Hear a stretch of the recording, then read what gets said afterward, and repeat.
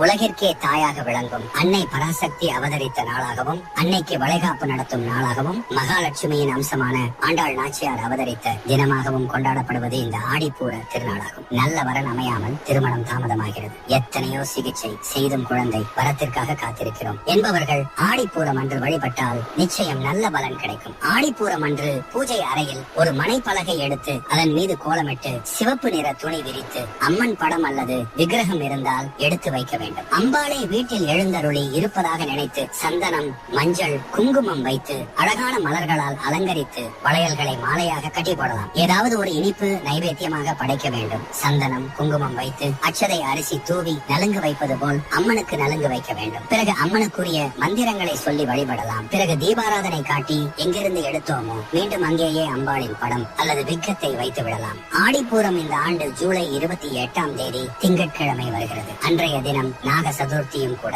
இந்த நாளில் விநாயகரையும் நாக தேவதைகளையும் வழிபடுவது இன்னும் சிறப்பானதாகும்.